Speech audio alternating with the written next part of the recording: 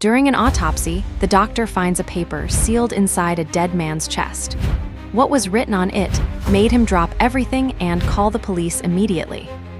Before I even start this story, I want you to tell me in the comments where you're watching from, because once you hear what happened inside this hospital basement, you won't forget it. A doctor thought it was just another routine autopsy.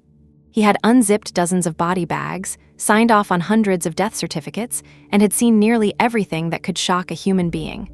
Or so he thought. But when he opened up this man's chest, something completely unnatural stopped him cold. Instead of organs, arteries, and bone, he saw the faint outline of something folded, something sealed, something that never should have been there. He leaned closer, touched it, and realized he was looking at paper. Yes, paper. A note hidden inside a dead man's chest. And what was written on that note was so disturbing that the doctor literally dropped his tools, backed away, and called the police without hesitation. The hospital was quiet that night. The city above was moving at its usual speed, horns, sirens, late-night traffic, but down in the basement, the world was slower, colder, and sterile. The fluorescent lights hummed. The stainless steel tables gleamed. Dr. Thomas Hayes had been here countless times before. He was 52, meticulous, the kind of doctor who believed that even the dead deserved respect. And on this night, respect meant finding answers about an unidentified man in his early 40s, found lifeless in an alley with no ID, no wallet, no phone. The paramedics had done their job. Bring him in. Now it was Thomas's turn to figure out what had happened. He slipped on gloves, picked up the scalpel, and whispered the same phrase he always did when the first cut came. "Tell me what I can't see." His assistant, Carla, was logging preliminary notes on the computer across the room. Nothing about this case stood out. Male. Approximate age, 42. Average build. No obvious external trauma beyond a bruise near the collarbone. Time of death uncertain. Everything pointed to another unexplained cardiac arrest or drug overdose. But Thomas's blade hadn't gone more than an inch into the Y incision before he noticed something he couldn't categorize. At first, it looked like scar tissue, a pale seam across the interior wall of the chest cavity. But scars didn't look like this. It was too straight, too intentional. He leaned in. The overhead lamp glared against the waxy surface. His brow furrowed. "Carla," he called, his voice tight, "bring the light closer." She rolled it over, the wheels squeaking on the linoleum. The beam struck the seam. Thomas blinked, leaned closer, and carefully pulled back a layer of tissue. That's when he froze. There was something foreign. A rectangle, beige, smooth in some places, brittle in others. His mind raced to all the surgeries he'd seen, all the implants, all the anomalies. But this wasn't medical equipment. It wasn't a shard of bone. It wasn't anything a surgeon would leave behind. His hand trembled as he reached for forceps, gripping the edge of what appeared to be folded paper. Carla's voice cracked. Are you kidding me?" Thomas didn't answer. He was too focused. The forceps tugged gently. The object shifted. It was real. It was deliberate. Somebody had placed a note inside this man's chest, sealed beneath layers of wax-like resin. He documented it out loud, his voice steady though his chest felt like it was collapsing. Foreign object, rectangular, appears to be folded parchment, wax-sealed, intentionally inserted into thoracic cavity. Carla's face had drained of color. "What the hell?" "Record everything," Thomas cut her off. "Photos now." The camera clicked. The paper came free, the wax seal flaking. Thomas laid it carefully onto a sterile tray. He'd seen many strange things in his career, unexplained trauma, rare medical conditions, even evidence of foul play, but never this. Never a message hidden inside a body. And then he saw it. Even before peeling open the folds, faint pencil marks had bled through the top layer. 3 letters, PLE. "Please." He swallowed hard. This wasn't just some prank, some twisted artifact. This was a plea, a cry, from who? From the victim, someone else. His heart hammered. He rubbed the wax between gloved fingers until it gave way, the fold loosening. The paper inside was shockingly dry, preserved by the sealing. When he opened it, the handwriting was small, frantic, almost carved into the paper. He read the first line aloud without meaning to. "Please tell MY sister IT wasn't me." The tray rattled as he set it down too fast. Carla gasped. The words blurred for a moment, then sharpened again under the light. Below the first sentence, more text cut deep into the paper. "If this note is found, call the police. Contact Officer James Wright, he will know. Thomas staggered back from the table, every instinct screaming. He had handled gang-related deaths, suicides, and tragic accidents, but nothing, absolutely nothing, had prepared him for this. His mind flashed with questions. Who was this man? Who was his sister? And why did the note name a police officer directly? He lifted the phone from the wall, his voice clipped as he spoke into the receiver. "This is Dr. Hayes at St. Mary's Morgue. I have recovered an anomalous object from inside a decedent's chest. It contains instructions to immediately notify law enforcement. I need a unit dispatched. Now." There was silence on the other end for 3 seconds. Then the dispatcher's voice, firm, almost incredulous. "Repeat that, doctor." "I said," he swallowed, staring at the note again. A paper note was discovered sealed inside the chest cavity. It names Officer James Wright. Send someone immediately. The dispatcher's voice dropped. "Hold position. Do not touch anything further. We're sending a team." Thomas hung up, his gloved hand shaking. He looked at the man on the table, the John Doe who had arrived in silence, but who, in death, had delivered a secret loud enough to rattle the city. The doctor didn't know it yet, but this note would explode into something far bigger than an autopsy. It would drag the police, the courts, and even families into a mystery that someone had gone to extraordinary lengths to hide inside a man's chest. The hum of the fluorescent lights returned. The morgue clock ticked on, but nothing felt routine anymore. The elevator doors groaned open, spilling harsh light into the basement corridor. The sound of hurried boots on tile echoed before the officers even appeared. Dr. Hayes stood motionless by the autopsy table, arms crossed over his chest like that alone might keep the chill from sinking deeper. Carla hovered by the desk, pale as a sheet, her hand still hovering near the phone. The stainless steel tray with the folded note sat in the middle of the room like an object that had no business belonging to this world. 2 uniformed officers entered first, their radios crackling with distant chatter. Behind them came a man in plainclothes, a detective by the look of his coat, shoulders square, eyes scanning the room like a camera. But it was the 4th figure who made Thomas's chest seize up. Broad, composed, with short-cropped hair and a jaw that didn't flinch. The name from the note became a living person in front of him. "Officer James Wright," the detective said, gesturing. "He's the one mentioned." James's eyes went straight to the tray. He didn't even blink when he saw the folded, wax-stained paper. His face betrayed nothing, but the air shifted, heavy, the way it does before a storm. Dr. Hayes cleared his throat, forcing his voice to sound clinical. The note was discovered sealed inside the thoracic cavity, wax-coated, folded, dry inside, handwritten. He hesitated before continuing. "The message specifically names you, Officer Wright." For the first time, James's jaw tightened. Just barely. His hand flexed against his thigh before he slipped on gloves with practiced calm. He lifted the evidence sleeve the doctor had placed over the note and tilted it toward the light. His lips moved silently as he read. Then he stopped halfway, his chest rising sharply. "What does it say?" the detective asked, stepping closer. James's voice was low, controlled. "It says, 'Please tell my sister it wasn't me. If this note is found, call the police. Contact Officer James Wright, he will know.'" The room froze around the words. Carla swallowed hard, her chair creaking as she shifted nervously. The detective's brows pulled tight. He turned toward James with a look that wasn't just curiosity, it was suspicion, sharp and sudden. "Why would a man have your name sealed in his chest?" the detective demanded. James didn't answer right away. He kept his eyes on the note like it was a ghost from a past he'd buried. Finally, he exhaled through his nose and said, "I need to see the body's face." Thomas hesitated but pulled the sheet back anyway.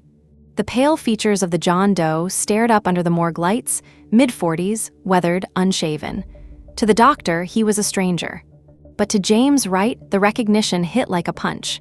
His eyes narrowed, his throat worked once, and for a fraction of a second, his composure cracked. "I know him," James said flatly. The detective's voice cut sharp. "Name?" "Daniel Cole," James replied. "Ex-Marine.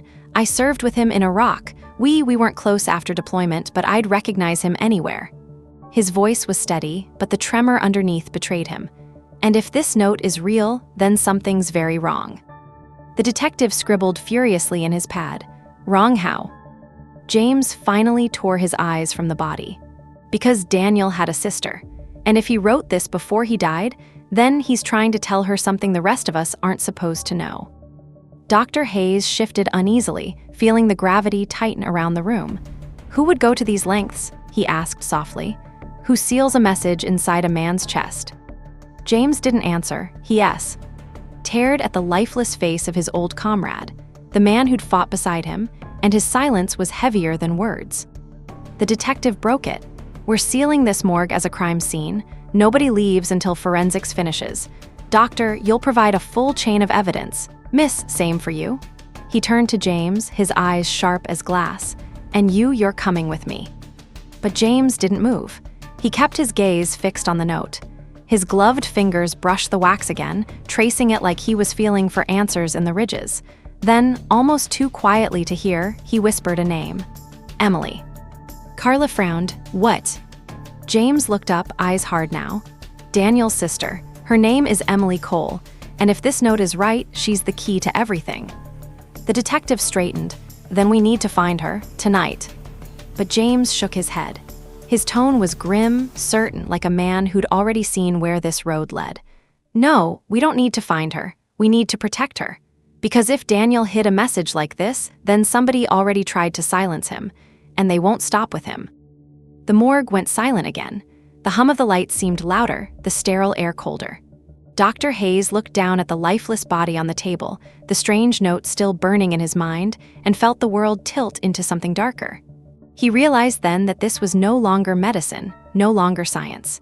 This was a doorway into a secret someone had buried deep inside flesh and bone, and now that secret was loose. And secrets, once cut open, never stay hidden for long. He detective's pen scratched furiously across his notepad, the sound jagged in the sterile silence. Dr. Hayes couldn't look away from the folded paper. Its faint pencil strokes burned into his brain. Carla's hands trembled as she typed up the chain of custody log, glancing nervously between the body, the note, and the man who suddenly wasn't just an officer, but a living piece of this mystery. Detective Ryan Cole, no relation to the deceased, snapped his notebook shut and fixed James right with a glare. You're coming downtown. Right now. You can explain how your name ended up sealed inside the chest cavity of a dead Marine. James's eyes flicked from the detective to the body. He didn't flinch, didn't defend himself, didn't raise his voice. His silence was unnerving. Finally, he said, I'll cooperate. But first, Dr. Hayes, do you intend to continue this autopsy? Thomas hesitated. The question cut deeper than expected.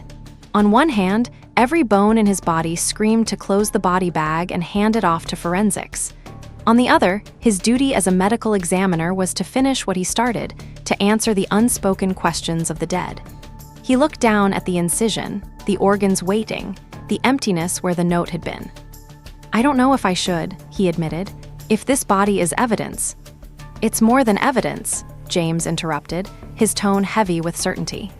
Daniel hid something inside himself, which means he knew he was being hunted. If he went to that extreme, this note may not be the only thing he left behind. Detective Cole cut him off. That's enough. Officer Wright, you don't get to call the shots here. Doctor, stand down until our team arrives. Thomas bristled, but before he could argue, the morgue doors swung open again. Forensics technicians filed in, wheeling their equipment, their masks hiding everything but the intensity of their eyes. The air filled with the smell of fresh latex and ethanol wipes. The lead tech approached the table. We'll take it from here. But James didn't move from his spot near the tray. His gaze lingered on Daniel's face, locked on memories only he could see. Daniel wasn't reckless, he said quietly. If he wrote that note, he meant every word, which means Emily is in danger. And if you waste time treating me like a suspect, you're going to regret it. The detective sneered. You threatening me, officer? No, James replied flatly. I'm warning you. The room tensed. Carla's fingers hovered above the keyboard. Dr. Hayes gripped the edge of the steel table, heart pounding. The detective's jaw twitched. Then, before the silence could break, one of the forensic techs cleared his throat. Sir, you might want to see this. Everyone crowded around as the tech gently probed the thoracic cavity. His gloved fingers traced along the tissue until they caught on something rigid. With delicate care, he withdrew a small object. It wasn't paper this time. It was plastic, no larger than a matchbox, slick with preservation, wrapped in a thin layer of wax just like the note. The detective's face darkened. What the hell? The tech peeled back the wax. Inside the plastic was a tiny memory card. Thomas's blood ran cold. A man had hidden not just a note, but digital evidence inside his chest cavity. Evidence someone clearly didn't want found. Carla whispered what everyone was thinking. What's on it? James. S' voice was like gravel. Whatever it is, Daniel risked everything to keep it hidden. That card is the reason he's dead. The detective snatched the evidence bag from the tech. We'll analyze this back at the lab. Until then, it stays sealed. James stepped forward, eyes blazing. You don't understand. Back off, right? The detective snapped. You're compromised. You knew this man. Your name S in the damn note. For all we know, you're knee-deep in this mess. The room went deadly quiet. James's lips pressed into a hard line. His fists clenched, then slowly opened. He forced his voice calm. You think I killed Daniel? Fine, treat me like a suspect. But if you sit on that card instead of getting it decrypted, you're playing right into whoever orchestrated this. The detective said nothing. He slipped the card into his coat pocket like it was a live grenade. Dr. Hayes spoke, his voice steadier than he felt. Detective, whatever's on that card, the longer you wait, the colder the trail gets. And if Officer Wright is right, a woman named Emily Cole may be in imminent danger. Cole shot him a glare but didn't argue. Instead, he turned to his men. Secure the body, secure this room, bag every sample, and get Officer Wright in the car. 2 uniforms moved toward James. For a split second, Hayes thought he might resist, but James didn't. He raised his hands, let them cuff him, and walked out under the sickly glow of the morgue lights. His eyes never left Daniel's body until the door closed behind him. The room exhaled all at once. Carla slumped into her chair, muttering, "What the hell did we just see?" Thomas couldn't answer.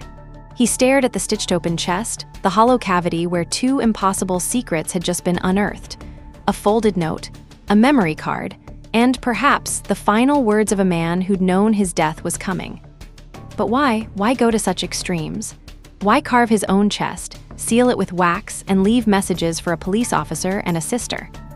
The questions spun as forensics packed their gear. But one thought echoed louder than the rest. If Daniel Cole had gone that far to protect a truth, what kind of truth was it? Upstairs, far above the morgue's cold silence, a phone began to ring in an empty apartment. A woman's phone. The caller ID flashing with a number she hadn't seen in years. Emily Cole's phone. And by the time she answered, it was already too late. The phone buzzed against the nightstand, rattling the half-empty glass of water beside it. Emily Cole stirred, disoriented, her apartment cloaked in the muted glow of a street lamp outside. She fumbled for the phone, her throat dry, her mind heavy from another sleepless night. When she saw the name flashing across the screen, she froze. Unknown number. Normally, she would have let it ring. She had enough problems without answering calls from strangers at midnight, but something in her chest tugged at her. She swiped to answer. Hello. Static, then a click, no voice, no breathing, just silence on the line. Who is this? Emily asked, her pulse quickening. And then the line went dead. She sat upright, the unease crawling up her spine. Emily was no stranger to strange calls. Ever since her brother Daniel's deployment years ago, odd things had happened. Hang-ups, blocked numbers, shadows of threats she never understood. But she hadn't heard his name in nearly 5 years. Not since he'd vanished from her life with nothing but a brief voicemail that said, "Don't look for me. It's safer if you don't." Emily pressed her palms against her face, willing her nerves to settle. She told herself it was nothing, just a wrong number, just a glitch. But deep down, she knew better. Something was moving in the dark again, and whenever it moved, Daniel wasn't far behind. She didn't know that at that exact moment, 3 levels beneath St. Mary's Hospital, a folded note with her name in it had just been pulled out of her brother's chest. Across town, Detective Cole leaned back in the passenger seat of the squad car, flipping through the evidence log. Beside him, Officer James Wright sat cuffed, his wrists resting on his knees. The streetlights rolled past the windows, slicing shadows across his face. "You're quiet," Cole said, not looking up. James's voice was low, tight. "What do you want me to say? That I don't know why my name S in the note? That I don't know why Daniel chose me instead of you? You wouldn't believe me if I told you." "Try me." James's jaw flexed. "Daniel and I were deployed together. He saved my life in Fallujah, twice. I owed him everything, and he knew it. After the war, he didn't trust anyone, not the government, not the Corps, not even his own family. But he trusted me. If he left a message for me, it wasn't random. It means something." The detective narrowed his eyes. "And this sister of his, Emily?" James nodded once. "If Daniel said she needs to hear the truth, then she's in danger, and you've got about 5 hours before. Whoever killed him finds her." Cole snapped his notebook shut.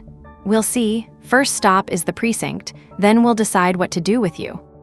James turned his gaze to the window, jaw set. He didn't argue.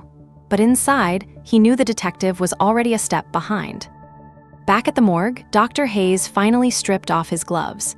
His fingers ached, not from the work, but from the tension that hadn't left since the first glimpse of the folded paper. He'd seen hundreds of cadavers, but never one that felt like it was staring back. Never one that had secrets buried deeper than bone. He turned to Carla, who was slumped against her chair, her eyes wide and glassy. "Go home," he said softly. "Get some rest." She shook her head. "And leave you here with this." Thomas almost smiled. "I'll be fine." But he wasn't fine, not even close. He watched the forensics team seal the body bag, zip it up over Daniel Cole's face, and wheel him toward evidence storage. The sound of the zipper was final, too final. The note was gone now, cataloged and tagged, but the words lingered in his ears. "Please tell my sister it wasn't me." "Emily." The name pulled at him. He didn't know her, but he felt like he owed her something now. Maybe that was the problem with being a doctor of the dead. You carried burdens that weren't yours. Meanwhile, miles away, Emily stood in front of her bathroom mirror, splashing cold water on her face. She studied the woman staring back, 38, tired eyes, brown hair tied in a messy bun. She looked like someone who'd aged 10 years overnight. She whispered to her reflection, "What are you doing, Em?" Her phone buzzed again. This time a text. No name, just a number she didn't recognize. She opened it. "Get out of your apartment, now." Her stomach dropped. She froze, rereading the words. Another buzz, another text. "They know where you are. Don't wait, run." Emily staggered back from the sink, her pulse hammering. She dialed 911 with trembling fingers, but before the operator could even answer, the lights in her apartment flickered. Then went out. Darkness swallowed the room. Emily's breath came fast and shallow. She grabbed the nearest thing she could find, a heavy glass candle holder, and backed toward the door. But before she could reach it, she heard it. The unmistakable sound of a lock turning from the other side. Her phone slipped from her hand, the candle holder shook. Someone was inside. The deadbolt clicked once, twice. Emily's pulse thundered in her ears. She gripped the candle holder so hard her knuckles whitened, her breath shallow and sharp. The apartment was silent, too silent, the kind of silence that makes every shadow feel alive. Then the door creaked open. A sliver of hallway light cut across the floor, slicing through the dark. A boot stepped inside.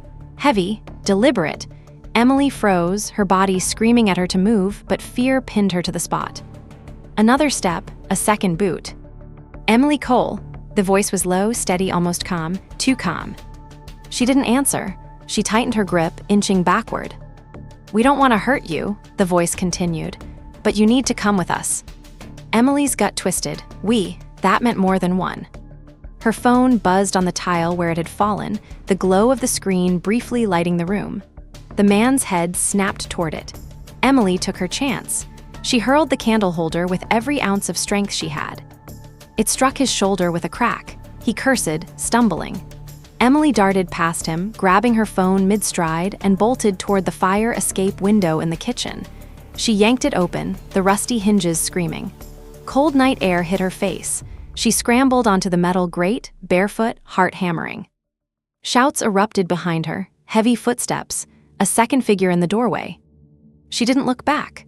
She ran down the fire escape, the iron rattling under her weight, the city yawning beneath her like a black sea. By the time she hit the alley, her lungs were on fire. She didn't stop, not until she reached the street and melted into the noise of downtown traffic. Somewhere behind her, men she didn't know had already slipped back into the shadows. They knew her name, they knew where she lived. Emily kept running. At that same moment, across town, James Wright sat cuffed to a steel chair inside an interrogation room. The fluorescent light buzzed overhead, the walls closing in. Detective Cole paced in front of him, tossing the evidence log onto the table like it was a weapon. "You want to explain this, right? Why your name is inside a dead man's chest? Why Daniel Cole, a Marine you supposedly served with, would write to you instead of his own family?" James kept his eyes steady. Because Daniel didn't trust the system, he knew if he left that note in the open, it would vanish before it ever reached the right hands. "He trusted me, that's why." The detective scoffed. "Trust, you think I'm buying that? Sounds to me like you're part of whatever Daniel got tangled up in." James leaned forward, the cuffs clinking against the table. His voice dropped, measured and sharp. "Detective, you're wasting time. Daniel said his sister needs to hear the truth. That means she's in danger. While you're playing 20 questions with me, someone could be going after her right now." Cole stopped pacing, his eyes narrowed. "You're bluffing." James's jaw tightened. "Then check on her. Send a car. If I'm wrong, fine, leave me in here. But if I'm right and she dies while you're chasing your tail, that's on you." The detective hesitated, just for a second, then he yanked open the door. "Stay put." The door slammed, the lock clicking behind him. James exhaled, his pulse hammering. He knew Emily. He'd never met her face to face, but he'd heard about her from Daniel more times than he could count. She was Daniel's anchor, the only person who kept him tethered to humanity when war had stripped the rest away. If she was dead, Daniel's last plea would die with her. Meanwhile, back at the morgue, Dr. Hayes sat at his desk, the room empty now but for the hum of refrigeration units. His hands trembled as he replayed the night's events in his mind. The scalpel slicing, the folded note, the plea written in pencil, the memory card glistening under the light. He should have gone home hours ago, but something kept him here, rooted to the basement. Guilt, maybe, or curiosity. His phone buzzed, unknown number. He hesitated, then answered, "Dr. Hayes." A woman's voice, sharp with urgency. "Doctor, this is Special Agent Monroe, FBI. You found something unusual in your autopsy tonight, didn't you?" His chest tightened. "How do you know that?" "We monitor certain channels. The message is flagged. You're not to discuss it with anyone else. Do you understand?" Hayes's pulse spiked. "This is a police matter, the local department." "Doctor," the agent cut him off, her voice like steel. "If what you found is what we think it is, then you're sitting on evidence that could unravel something far bigger than you realize. Stay quiet, for your own safety." The line went dead. Hayes sat frozen, the dial tone buzzing in his ear. His safety, the FBI already circling, he felt the weight of the morgue pressing down, the walls tighter, the air thinner. He thought of the note again. "Please tell my sister it wasn't me." And for the first time, Dr. Hayes realized the truth. This wasn't just a medical anomaly. It wasn't even just a murder. It was a message, planted deep enough that someone had gambled their life on it. And now, everyone who touched it, including him, was part of the game. Emily stumbled into a crowded diner, her hair tangled, her breathing ragged. She collapsed into a booth, clutching her phone, scanning every face around her. Strangers sipped coffee, laughed, scrolled their screens. Normalcy thick and blinding, but she knew better. She typed a message to the number that had warned her earlier. "Who are you? Why are they after me?" 3 dots blinked on the screen. Then a reply. "Meet me at Union Station. Midnight, don't trust anyone." Emily's fingers trembled as she read it. She didn't know who was on the other end. But right now, they were the only thing between her and the men who had just tried to drag her into the dark. And across town, James Wright sat alone in the interrogation room, staring at the two-way mirror. He leaned forward, speaking under his breath, knowing someone on the other side was listening. "Emily, wherever you are, hold on. I'm coming." The clock above the precinct ticked toward midnight, each second louder in James Wright's ears. He sat cuffed in the interrogation room, the walls pressing closer. He had been here before, different crimes, different suspects, but never on this side of the table. Never as the one everyone was watching. Through the glass, Detective Cole argued with someone on the phone. James couldn't hear every word, but the tension in Cole's jaw said enough. Someone higher up had already taken an interest, and that never meant anything good. James tugged at the cuffs, testing their give. Too tight, too secure, but he knew he couldn't stay here. Not when Emily was out there, running from people who already knew where she lived. He leaned back, forcing his breathing slow. There had to be a way out. Emily stepped off the late-night bus 2 blocks from Union Station, the city's lights reflecting off puddles left by a passing rainstorm. The air smelled of gasoline and wet concrete. She pulled her jacket tighter around herself, her phone gripped so hard her knuckles ached. The station loomed ahead, cavernous and alive despite the hour. Trains hissed, footsteps echoed, announcements crackled overhead. People moved in every direction, commuters, travelers, strangers. But Emily felt eyes everywhere. Any of them could belong to the men who'd broken into her apartment. She glanced at her phone, no new messages, just the last words, D. "Aunt trust anyone." Her chest tightened. What if this was a trap? What if she walked into the station and never walked out again? But she couldn't turn back. Not after the voice on the phone, not after the break-in. If her brother's name was somehow back in her life, she needed answers, even if they burned her alive. She moved toward the benches under the flickering departure board, scanning the crowd. Her heart leapt when a figure in a gray hoodie stepped forward. He raised a hand, cautious, deliberate. "Emily."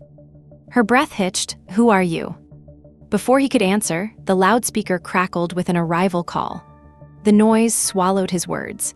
And in that instant, Emily saw them, 2 men in dark coats at the far end of the station, eyes locked on her. Her stomach dropped. "They found me." The hooded man swore under his breath. "Come on." He grabbed her wrist and pulled her toward the stairwell leading to the lower platforms. Emily stumbled but followed, adrenaline flooding her veins. Behind them, heavy footsteps pounded as the men gave chase. Back at the morgue, Dr. Hayes stared at the evidence cabinet where Daniel Cole's memory card had been sealed. Forensics had logged it, tagged it, and left. But Hayes couldn't shake the thought that if the wrong hands opened it first, Daniel's last safeguard would vanish. He shouldn't even be here. The morgue was officially locked down, the technicians gone, Carla long since home, but Hayes hadn't left. He couldn't. He slid the drawer open, his hands trembling. The bag crinkled softly as he lifted the card out. It was so small, so ordinary, yet it carried the weight of a man's final act. Hayes turned it over in his palm, his mind racing. He had a laptop in his office upstairs. He knew it was reckless, maybe even criminal, to break chain of custody. But if Daniel had trusted no one else, maybe he'd left it to the man who happened to cut him open. Hayes pressed the card between his fingers, made his choice, and slipped it into his coat pocket. At the precinct, the interrogation room door creaked open. Detective Cole stepped inside, his expression grim. "Looks like you were right," he muttered. James leaned forward. "Emily." Cole sighed. "Her apartment was hit tonight. She ran. We've got units canvassing, but she's off the grid." James slammed his cuffs against the table. "You need me out there. You don't know her. You don't know Daniel. I do." Cole stared at him, weighing something in his mind. Then he shook his head. "I can't let you walk. Not yet. But if Emily calls, I'll listen." James's chest burned with frustration. He needed to be out there now. Waiting wasn't an option. The door closed again, the lock clicking. James exhaled through his nose, his mind racing. He looked at the screws holding the chair to the floor, the metal of the cuffs, the observation glass. He'd been trained for worse. He just had to find the weakness. And then the overhead lights flickered. Once, twice, the hum of the fluorescent bulbs stuttered. James's lips curled into a thin smile. Opportunity. Emily and the hooded stranger darted down the stairwell, the shouts of pursuit echoing behind them. The station's underbelly was colder, louder, the rumble of trains shaking the walls. "Who are you?" Emily demanded as they weaved between support pillars. "Someone who knew your brother," the man panted. "Name S. Harris. He told me if anything happened to him, I'd find you, and it looks like he was right." Emily's head spun. "Daniel, he's dead, isn't he?" Harris's jaw clenched. "Yeah, and if you don't move faster, you will be too. They burst onto the platform just as a train screeched to a stop. Doors hissed open, commuters spilling out. Harris pulled her into the crowd, their pursuers forced to push and shove to keep up. Emily's chest heaved. "Where are we going?" "Someplace safe," Harris said, but his eyes flicked nervously over his shoulder, and Emily knew he wasn't sure how much longer safe would last. The train's doors chimed. Harris shoved her inside, leaping in after her. The doors closed a heartbeat before the two men in dark coats reached them. Emily pressed against the glass, her breath fogging it, as she watched the men's faces fade into the distance. For now, she had escaped, but she knew the chase was only beginning. And 3 floors below St. Mary's, in a morgue that smelled of antiseptic and secrets, Dr. Hayes slid the memory card into his laptop. The screen blinked, the drive mounted. A folder appeared, plain and unmarked. He clicked. Inside were dozens of video files, each time-stamped, each no longer than 2 minutes. His hand hovered over the first. Then he double-clicked. The screen filled with Daniel Cole's face. Alive, speaking directly into the camera. And what he said next made Hayes's blood run cold. Dr. Hayes's office glowed with the pale light of the laptop screen. He leaned forward, breath shallow, as Daniel Cole filled the monitor. The man looked gaunt, unshaven, his eyes darting like someone who hadn't slept in days. He was alive here, very much alive, and his voice carried urgency sharp enough to slice through the static. "If you're seeing this," Daniel said, staring dead into the camera, "then I didn't make it. That means they got to me, and if they got to me, they're coming for Emily next." Hayes's stomach knotted. He glanced at the door, half expecting someone to burst through, but the morgue remained silent. He turned back to the screen, pulse pounding. Daniel leaned closer, his voice lowering. "They call it Project Harrow, black operations, off-book experiments, stuff the government denies exists. I was part of it, not willingly. They used us, me, my unit, others. We were the test subjects. And when we tried to walk away, they erased us. Anyone who talked ended up dead." Hayes froze. Black operations? Secret experiments? It sounded insane, like a conspiracy theory whispered in a bar at 2 a.m., but the look in Daniel's eyes wasn't fantasy. It was terror, raw and real. "I managed to get proof," Daniel continued. "Documents, footage, names. I couldn't keep it all on me, so I hid the drive. They'll never think to look where I put it. If you're watching this, it means they cut me open and found my note. Good, that means you're closer. But listen, Emily is the only one I trust. You give it to her, nobody else. Not the cops, not the feds, especially not the feds." Hayes's breath caught. The FBI had already called him, warned him, told him to stay silent. Daniel's voice shook as he went on. "Tell Emily, tell her it wasn't me. They'll try to pin things on me. Bombings, shootings, assassinations, stuff I didn't do. I need her to know the truth. She's the only one who will believe it." The screen flickered. Daniel's image blurred, then sharpened again. His face leaned closer, eyes blazing. "And if James Wright is there, if he's still alive, tell him I kept my word. And now it's his turn to keep his." The video ended. Hayes sat back, trembling. His shirt clung with cold sweat. He stared at the dark screen, the weight of Daniel's words pressing like lead on his chest. Project Harrow, the FBI, Emily, James. He felt like a man standing on the edge of a canyon, staring into something bottomless. Across town, Emily sat hunched in a rattling train car, Harris beside her, the city blurring outside the windows. Her hands shook as she clutched her phone, scrolling through unanswered texts she'd sent to Daniel over the years. She turned to Harris. "How did you know him?" Harris's jaw tightened. "Same unit, different division. We crossed paths overseas. He saved my life once. I owed him." He glanced at her, his eyes softer now. "When he disappeared, he left me instructions. Said if anything ever happened to him, I had to find you." Emily's throat tightened. "Why me? I'm nobody. I'm a school teacher, Harris. I grade papers, I walk my dog, Her voice cracked. "I don't know how to be part of whatever this is." Harris shook his head. "You don't get it. You're not just his sister. You're his backup plan. He knew they'd never suspect you. He trusted you to carry the truth." The words made her dizzy. Backup plan? She hadn't spoken to Daniel in years, not since the voicemail that broke her heart. But now she was being hunted because of secrets buried in his chest. The train screeched, slowing for the next stop. Harris tensed, scanning the platform outside. Two men in coats stepped into view, their eyes sweeping the windows. Emily's blood ran cold. They found us. "Stay low," Harris muttered. He pulled his hood tighter and slipped a hand inside his jacket. The doors hissed open. Commuters shuffled in. The men followed, their eyes narrowing, their pace deliberate. Emily's breath caught. She pressed back into the seat, every muscle taut.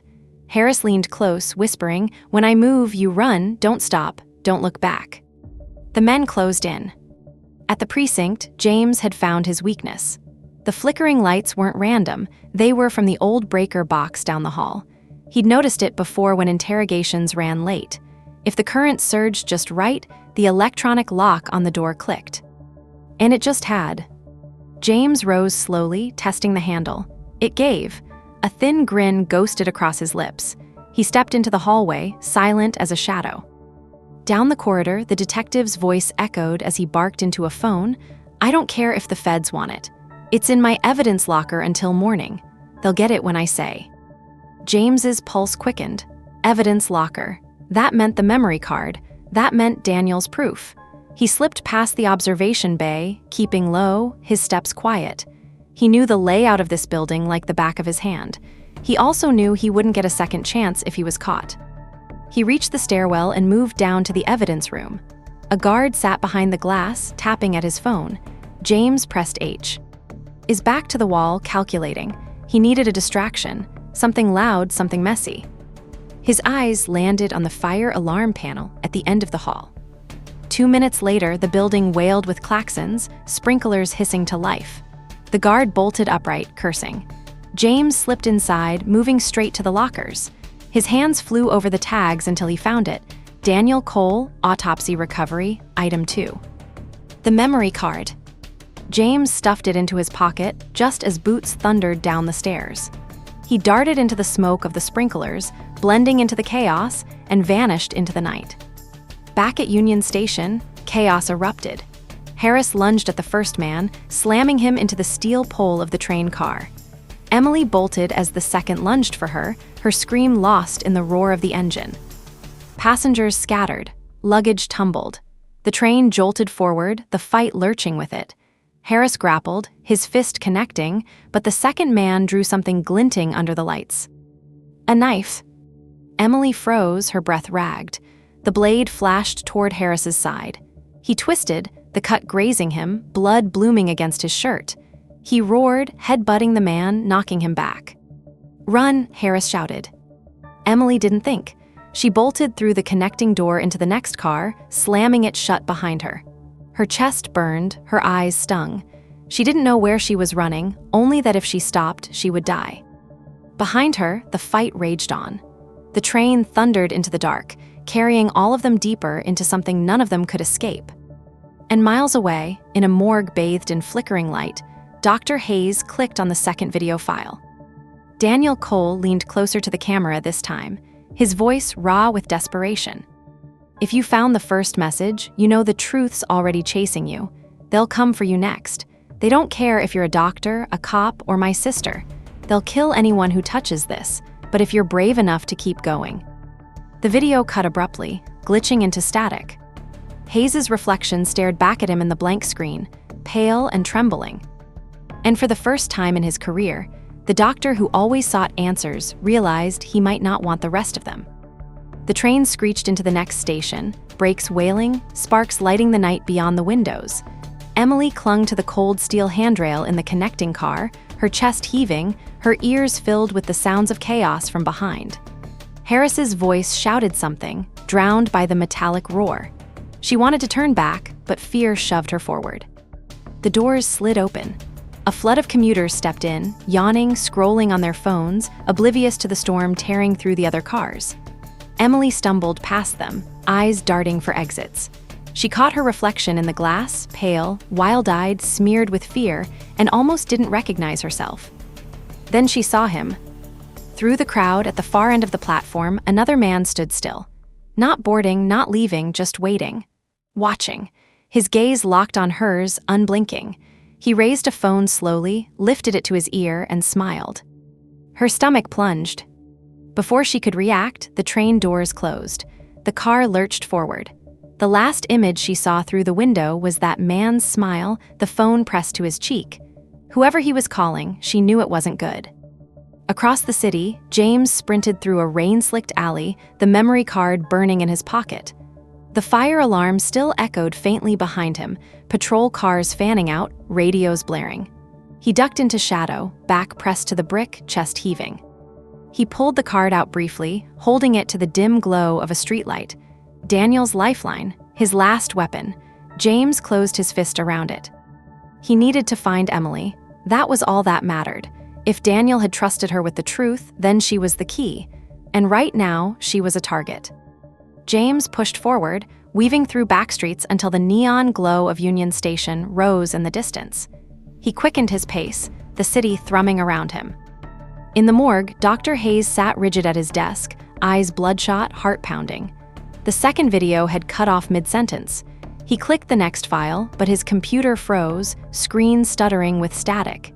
He cursed under his breath, rebooted the system, sweat beating at his temple.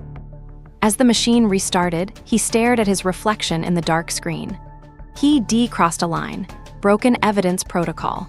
If anyone found out, he'd lose his license, his career, his life as he knew it. But something deeper told him he'd been chosen for this. That Daniel's desperate gamble had landed in his hands for a reason. The laptop chimed, the third video loaded. Daniel's face filled the screen again, bloodier this time, bruises shadowing his cheekbones. His voice was hoarse. If you've made it this far, then you're stubborn enough to keep going. Good, you'll need. That. Hayes' breath caught. Daniel's eyes darted, his voice dropping. They have people everywhere. Police, agencies, even the Bureau. You can't trust anyone. They'll say I was a traitor, a killer. They'll make you believe it. Don't. Remember what I said. Emily is the only one who matters. Protect her. The screen shook violently, the camera jostling as if someone had stormed into the room. Daniel's voice rose in panic. They're here, if I don't make it. The video cut to black. Hayes slammed his laptop shut, pulse pounding. The morgue felt suffocating, the shadows heavier, the silence sharper. He shoved the memory card back into his pocket. Whatever Daniel had uncovered, it was bigger than anything Hayes had ever imagined. And now, whether he liked it or not, he was part of it. Union Station buzzed with late-night energy, announcements echoing, luggage wheels clattering, conversations blending into white noise. Emily pushed through the crowd, every sense sharpened, scanning for exits, for safety, for anything that didn't feel like a trap. Harris limped beside her, one hand pressed to his bleeding side. "We can't stay here," he muttered, grimacing. "Then where?" Emily snapped, panic spiking. "Where do we go?" Before he could answer, a voice cut through the din. "Emily." She spun, heart leaping. For a split second, she thought she'd imagined it. But then she saw him, James Wright, pushing through the crowd, his clothes damp, his eyes burning with urgency. Emily froze, Harris stiffened. James reached them, breathless. "We don't have time, they're already here."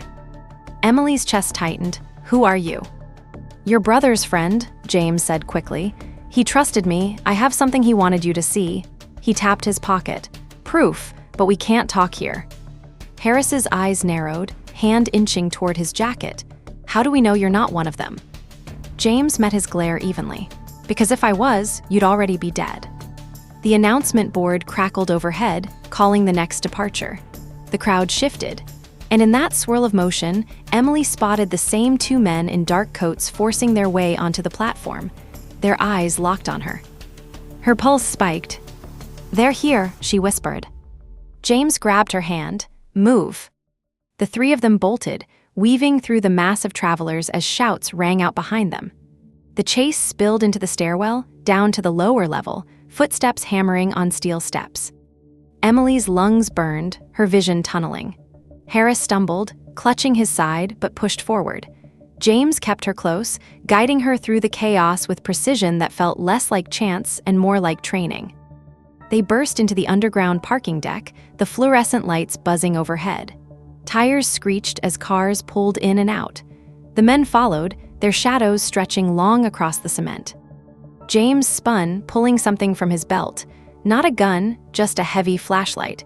He swung it with brutal efficiency, cracking one pursuer across the temple. The man dropped. The second lunged, knife flashing. Harris intercepted, his fist connecting with a sickening thud, but the blade sliced his arm. He hissed in pain, stumbling back. Emily screamed. James shoved her behind him, blocking the strike, then slammed the flashlight down on the attacker's wrist. The knife clattered to the floor. One more blow, and the man went limp. For a heartbeat, silence hung in the air. Just the hum of lights and the pounding of Emily's heart. Then James turned to her, his voice low, urgent. "We don't have much time. I need you to trust me. Your brother left something for you. Proof, I have it."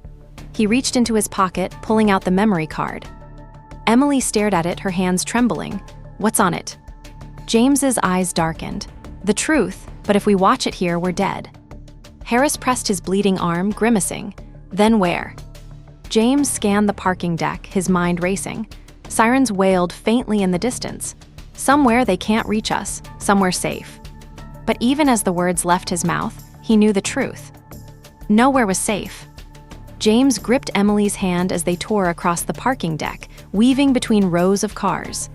Harris staggered behind, blood soaking through his shirt, but his eyes stayed sharp, scanning for threats.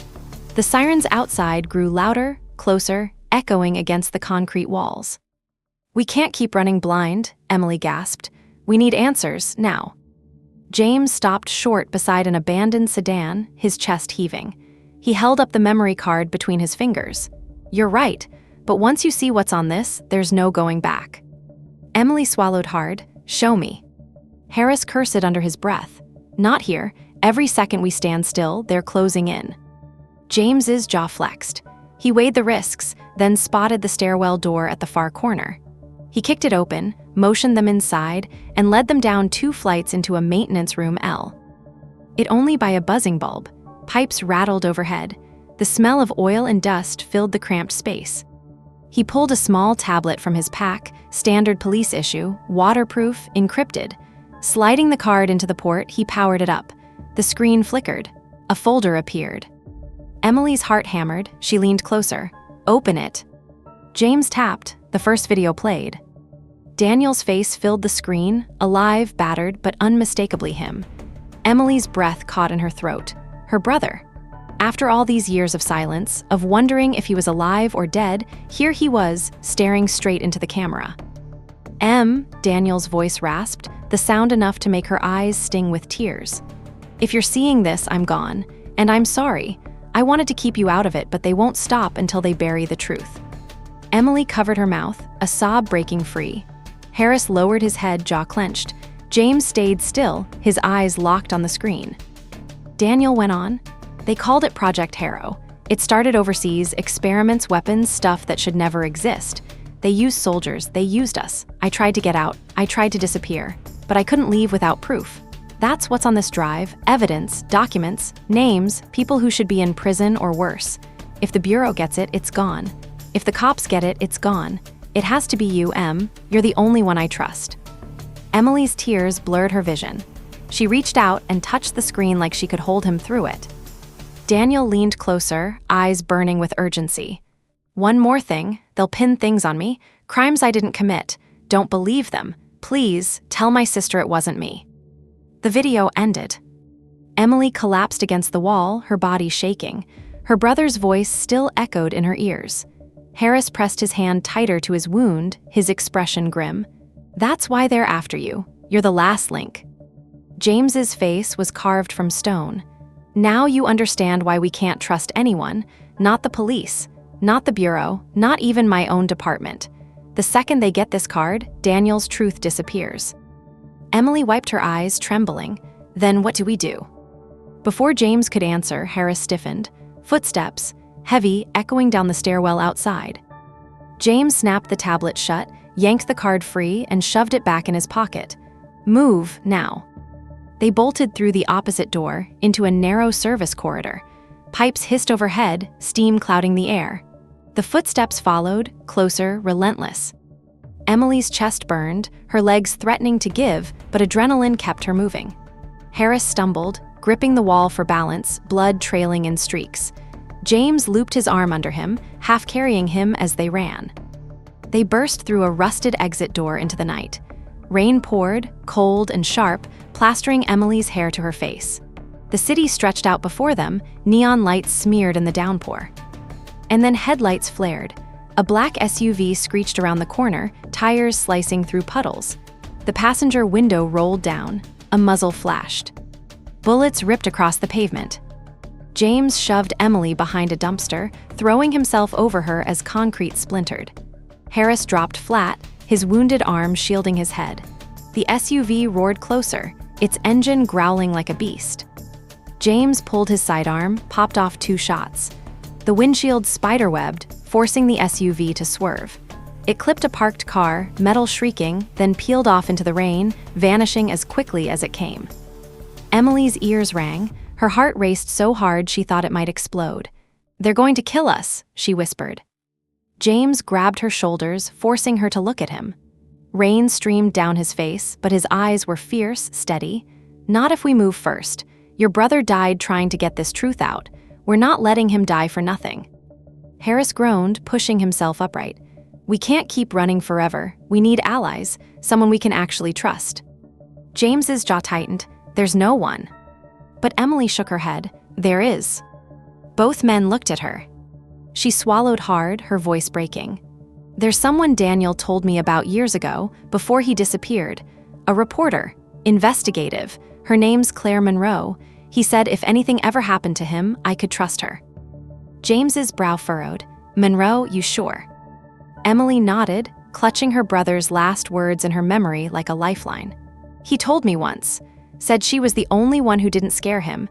If we find her, maybe she can help us." The rain pounded harder, sirens closing in again, red and blue flashing faintly in the distance. James pulled the memory card from his pocket, held it up between them. "Then Claire Monroe gets this, but we move fast, because every second we waste, more of them are closing in." Emily nodded, determination cutting through her fear. Harris pressed his wound, gritting his teeth. And together they melted into the storm, hunted by shadows, clutching the last piece of a dead man's truth. Miles away in the morgue, Dr. Hayes jolted as his phone buzzed again. "Unknown number." Hesitant, he answered. The same cold female voice. "Dr. Hayes, we know you accessed the card. That was a mistake." Hayes froze, breath caught. "Who is this?" "You're involved now, which means you're either with us, or you won't be breathing by morning." The line clicked dead.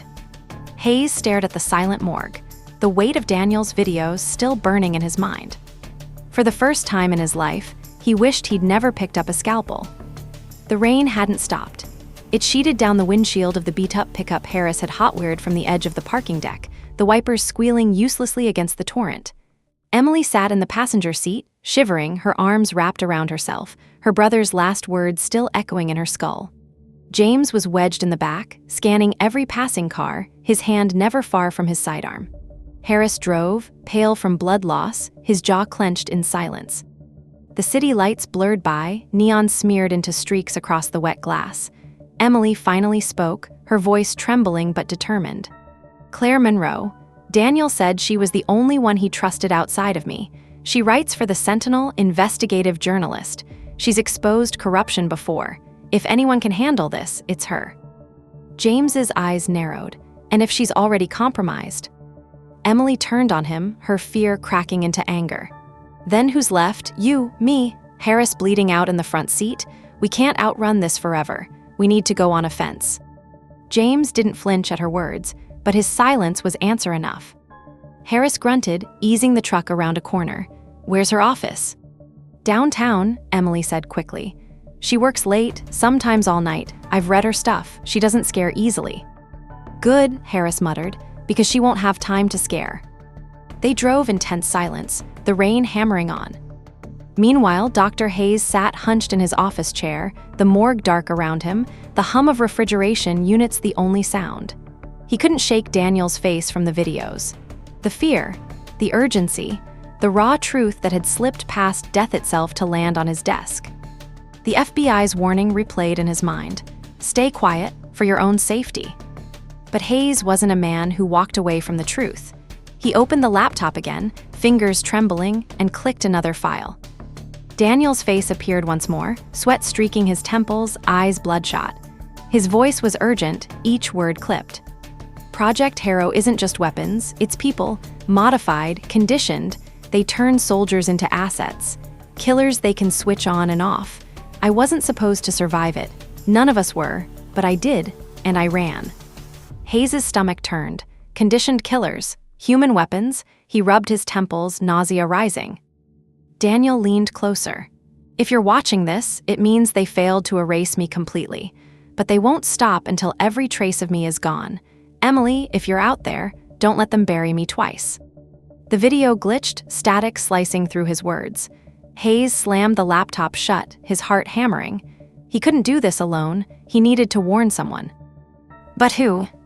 Downtown, the truck pulled up to the Sentinel's offices, a squat brick building with glowing windows still lit despite the late hour. The rain had eased to a drizzle, the city quiet in that in-between hour where even danger seemed to catch its breath. Emily was out of the truck before it stopped fully. She ran to the glass doors, pounding until a night guard buzzed her inside. Harris and James followed, dripping, battered, but alive. The newsroom was nearly empty, rows of desks cluttered with papers and cold coffee cups. At the far end, a woman in her 40s hunched over a computer, her glasses perched low on her nose, typing furiously. She looked up as the group approached, eyes narrowing behind the lenses. "Emily Cole," she asked, her voice sharp but steady. Emily froze. "How do you?" "Your brother warned me," Claire Monroe said simply. The world seemed to tilt under Emily's feet. "You knew him." Claire pushed her glasses up, standing. Not well, but enough to know he was telling the truth, enough to know what he uncovered would get him killed. She gestured to their soaked clothes, their strained faces. "And now, it looks like it's going to get you killed too." James stepped forward, pulling the memory card from his pocket. "He left this." Claire's eyes flicked to it, widening slightly. "Then it's real." Emily grabbed her arm. "You have to help us." He said not to trust the bureau, not the police, only you. Claire studied her for a long moment. Finally, she nodded. "Then we don't waste time. My servers are air-gapped. If there's proof on that card, we'll make copies. Publish if we have to, once it's out." They can't kill the story. Harris sagged into a chair, pale and sweating, his wound worsening. Emily moved to his side, pressing her jacket against the bleeding. James's jaw was tight. "They'll come here. They're probably already on the way." Claire glanced at him sharply. "Then we'd better be faster." She led them into a back office lined with filing cabinets and dusty awards. A hulking tower computer sat against the wall, wires snaking into a secure server. She slid the card into a reader. The screen filled with folders. Emily's pulse raced. James leaned over Claire's shoulder. Harris gritted his teeth, watching through the haze of pain. Claire clicked one. Documents spilled across the screen. Classified headers, blacked out names, test results. Photographs of men strapped to tables, wires running into their skulls. Charts of brainwave patterns. Notes scrawled in military shorthand. Emily covered her mouth, horror choking her. "Oh my God." Claire scrolled faster, eyes wide. "This is it. This is proof. If we publish this." The building's power went out. Darkness swallowed the newsroom. Emily gasped. Harris swore. James's flashlight clicked on instantly, cutting a beam through the dark. Claire froze at the computer, the screen black. Then the sound came. Boots, dozens of them, echoing up the stairwell. James's voice was a razor. "They're here."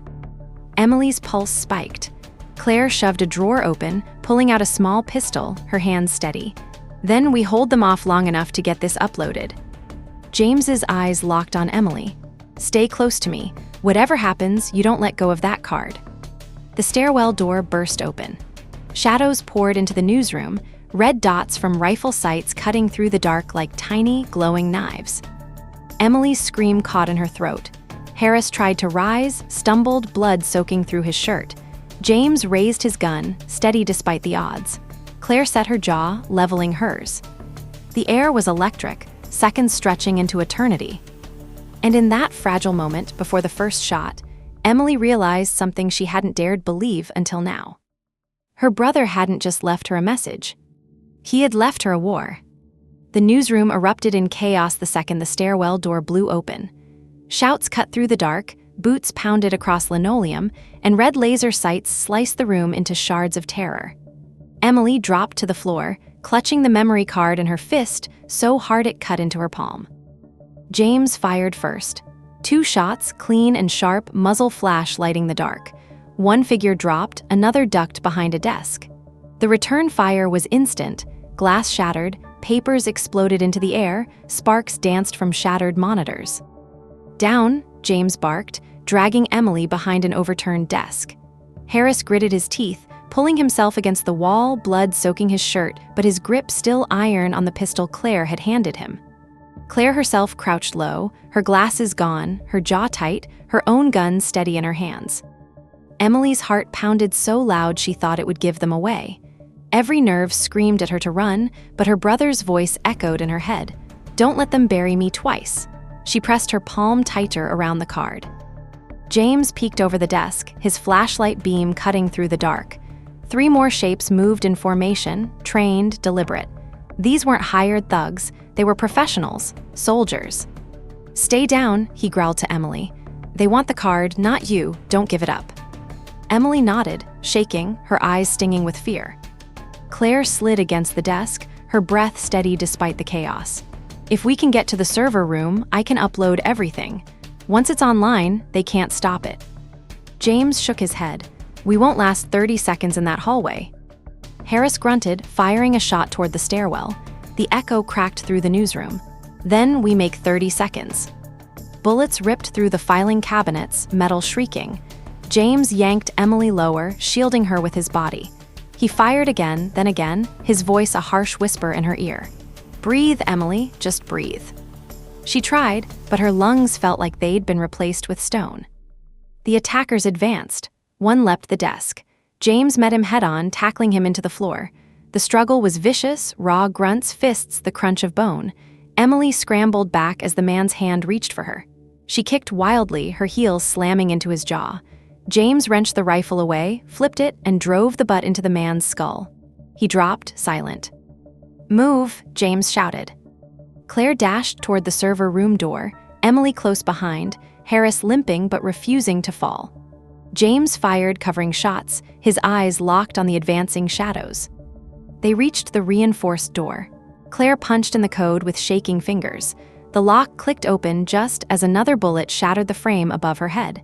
She shoved Emily inside. Then Harris followed. James was last, slamming the door shut behind him. The server room hummed with rows of towers, their lights blinking like 100 tiny eyes. Claire ran to the nearest console, yanking a portable drive from the desk. "Give me the card." Emily hesitated, then pressed it into her hand. Claire slid it into the reader, her fingers flying across the keyboard. "I can mirror it, then push copies to off-site servers. Even if they kill us, the files live." Emily's chest tightened. "Do it." James moved to the door, pressing his weight against it as fists and boots slammed from the other side. The metal groaned. "Hurry," he barked.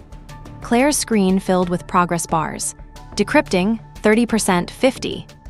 Harris sank to the floor, his face gray, blood seeping between his fingers. Emily knelt beside him, pressing her jacket harder against the wound. "Stay with me, Harris." He forced a grim smile. "I've been worse, just don't let it be for nothing." The door buckled. James braced, grunting as the hinges screamed. He fired blindly through a crack, buying seconds. "Claire." 70%, she shouted, sweat beading on her brow. Emily clutched Harris's hand, tears streaking her face. She wanted to scream, to wake up from this nightmare, but Daniel's voice echoed again, steady in her memory. "Please tell my sister it wasn't me." The door splintered. A boot punched through. James spun, slamming the attacker's arm in the gap, firing point blank. Blood sprayed, the body fell, but another filled its place. 90%, Claire screamed. The room shook with the force of the assault. The metal frame bent inward, cracking at the seams. Emily pulled Harris back, shielding him with her body. James reloaded with shaking hands, his jaw set, eyes blazing. The bar hit 100, Claire hit enter. The servers roared, fans screaming as files poured into the network. "Upload complete," Claire whispered. Relief flickered in her eyes. It's out. The door finally gave.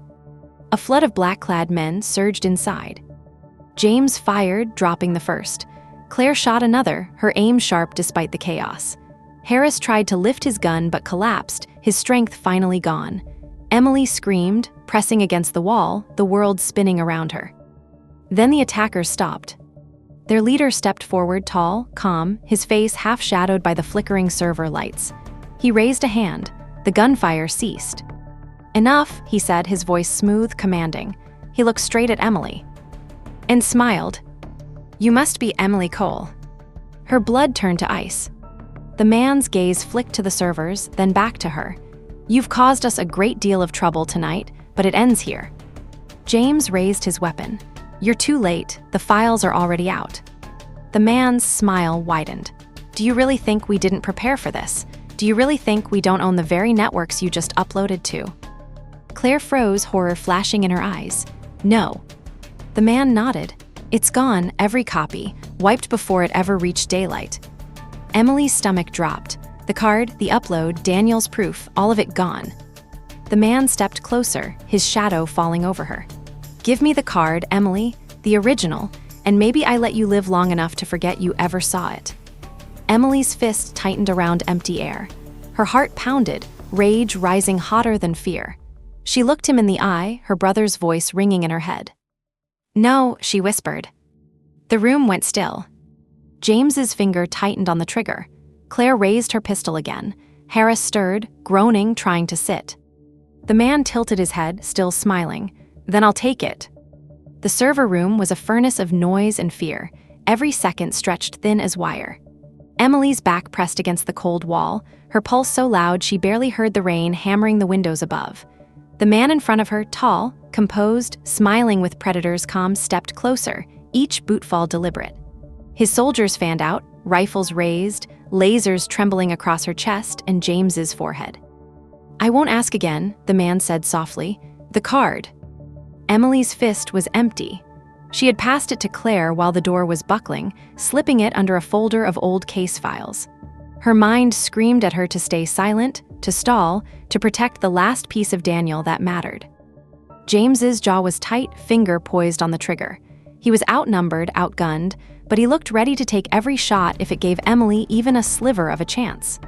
Claire's face was pale but steady, her hand brushing subtly against the folder at her hip.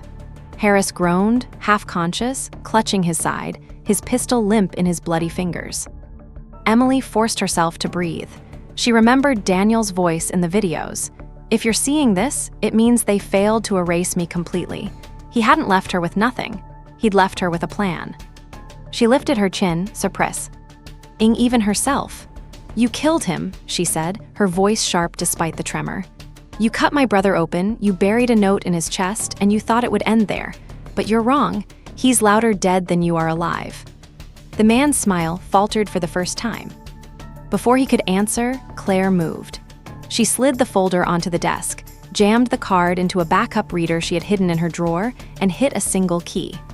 The towers hummed again, screens flooding with Daniel's face, not just on her monitors, but across every backup server she'd rigged. Dozens of Daniels stared back at them, battered but defiant, his voice spilling into the room, amplified through the server's speakers. "They'll try to bury me, they'll try to erase me, but I won't go quietly." The soldiers froze, the leader's face drained of composure. "Shut it down," he barked. But Claire's fingers flew, her eyes blazing. "It's not uploading this time," she spat. "It's broadcasting. Right now, every independent channel I control is live. Every subscriber, every feed, they're all watching." On the monitors, Daniel's voice thundered. "Project Harrow is real. They used us. They killed us. They'll deny it, but here's the proof." Images filled the screens, documents, photos, videos, flooding out faster than they could be stopped. Panic rippled through the soldiers. The leader lunged for the console. James fired, the bullet sparking inches from his head. The man dove for cover, his comm shattered. "Protect the broadcast," James roared. Gunfire erupted. The room exploded into chaos. Emily dove under the desk as bullets chewed through metal. Claire kept typing, her face lit by the glow of the screens, her jaw locked in determination. Harris pulled himself upright with a guttural roar, emptying his pistol at the doorway, dropping 2 men before collapsing again. James fought like a man possessed, his flashlight-turned weapon abandoned for the rifle he'd torn from the fallen soldier. He moved with surgical precision, cutting down anyone who came close to Claire or Emily. The leader snarled, firing blindly. "It won't matter, we control the networks. Nobody will believe this." Daniel's voice answered from every screen like he'd timed it himself. "Don't believe me? Look for the sister. She has the truth, protect her." Emily's breath caught. Every camera, every feed, every broadcast, all pointing back to her. The leader saw it too, his eyes locked on her, fury twisting his face. He shoved through the firefight, arm outstretched, reaching for her. "You don't walk out of here alive." Emily's terror cracked into rage. She grabbed Harris's fallen pistol, aimed with both hands, and fired. The leader jerked back, shock etched on his face, then crumpled to the floor. Silence fell in his wake, broken only by the hum of the servers and the drip of rain through shattered glass. The surviving soldiers froze, their leader gone, their mission broken by the broadcast that still screamed across every screen. One by one, they dropped their weapons and backed away, vanishing into the stairwell like shadows fleeing the dawn. The gunfire died. The newsroom was rubble, desks overturned, glass shattered, smoke hanging in the air. Emily lowered the pistol, her hands shaking so violently it clattered to the floor. James caught her before she collapsed, his grip steady, grounding her. Claire slumped at the console, tears streaking her cheeks but a smile tugging at her lips. "It's out," she whispered. "The world has it now, they can't erase him again." Emily's chest heaved, her brother's words echoing in her bones. "Please tell my sister it wasn't me." She whispered into the silence, her voice breaking. "I know, Daniel, I know." Hours later, dawn broke over the city. The storm had passed, but the streets buzzed with sirens, reporters, and whispers. Screens in shop windows replayed fragments of Daniel's videos. Headlines screamed words like Project Harrow exposed and government denial. The truth was out, and it was unstoppable. Dr. Hayes sat alone in the morgue, staring at his scalpel. He had wanted answers. Now he had more than he'd ever dreamed, and nightmares to match. He closed his eyes, hearing Daniel's voice still. For once, he prayed the dead could rest. In a safe house across town, Emily sat by Harris's hospital bed as he slept, pale but alive. James stood by the window, watching the street with a soldier's vigilance. Claire typed furiously, preparing the next article. Emily held the memory card in her palm, its edges biting her skin. The last piece of Daniel, the proof of everything he died to protect. She whispered to herself, to her brother, to the memory that refused to fade. "They tried to silence you, but they'll remember your name forever." James turned from the window, his voice quiet but firm. "It's not over, Emily. They won't stop because of one broadcast. They'll regroup. They'll come again." Emily met his gaze, her tea. "Ours drying into steel. Then let them come. I'm not afraid anymore." The first rays of sunlight cut through the blinds, warm against her face. For the first time since the phone call, since the break-in, since the morgue, she felt something like peace. Not because the war was over, but because her brother's last plea had been heard. "Please tell my sister it wasn't me." And now the whole world knew. Doctor shocked after finding a hidden note inside a patient's chest. And that's how one hidden note inside a man's chest exploded into a conspiracy that shook everything. A doctor thought he was performing a routine autopsy, but what he uncovered changed lives, saved Emily, and proved Daniel Cole's truth to the entire world. Now I want to know what you think. If you found a secret message like that, hidden in a loved one's body, what would you do with it? Would you risk everything to expose the truth, or try to keep it buried? Tell me in the comments below, because I read every single one. And if this story gave you chills, don't forget to like, share, and subscribe so you never miss the next one.